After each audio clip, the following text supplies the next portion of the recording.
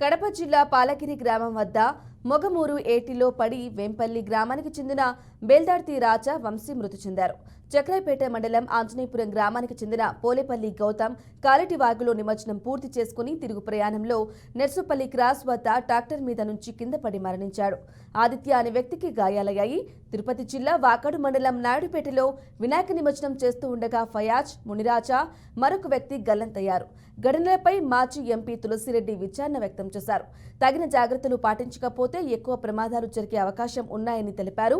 నిమజ్జనం ప్రదేశాల వద్ద చర్యలు తీసుకోవాలని పోలీసులు అధికారులను మాజీ ఎంపీ తులసిరెడ్డి కోరారు.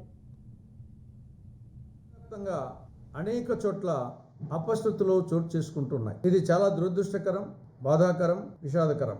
నిన్న కడప జిల్లా కమలాపురం అసెంబ్లీ నియోజకవర్గం వీరప్పనాయనపల్లె మండలం పాలగిరి గ్రామం వద్ద మొగమూరు ఏటిలో పడి వినాయక నిమజ్జనం సందర్భంగా ఇద్దరు యువకులు మృతి చెందారు. ఆ ఇద్దరు యువకులు పులివెందుల అసెంబ్లీ నియోజకవర్గం వేంపల్లె మండలం వేంపల్లె గ్రామానికి చెందిన 38 సంవత్సరాల బేల్దారి రాజా, 25 సంవత్సరాల ట్రాక్టర్ డ్రైవర్. వీళ్ళిద్దరు కూడా వినాయక నిమజ్జనం కోసము పాలగిరి వద్ద ఉన్న మొగమూరు ఏటిలోకి పోయి అక్కడ ప్రమాదవశాత్తు నీటిలో పడి చనిపోవడం జరిగింది. అదేవిధంగా పులివెందుల అసెంబ్లీ నియోజకవర్గం చక్రాపేట మండలం ఆంజనేయపురం గ్రామానికి చెందిన 17 సంవత్సరాల ఇంటర్ చదివే విద్యార్థి పోలేపల్లి గౌతమ్, అతను కూడా మృతి చెందడం జరిగింది.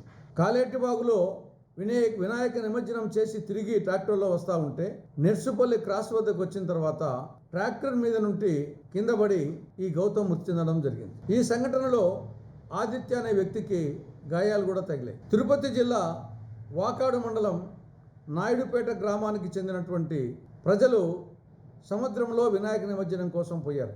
అక్కడ 3 వ్యక్తులు సముద్రంలో గల్లంతయ్యారు. 22 సంవత్సరాల ఫయాజు, మునిరాజా, ఇంకొక వ్యక్తి. వినాయక నిమజ్జనం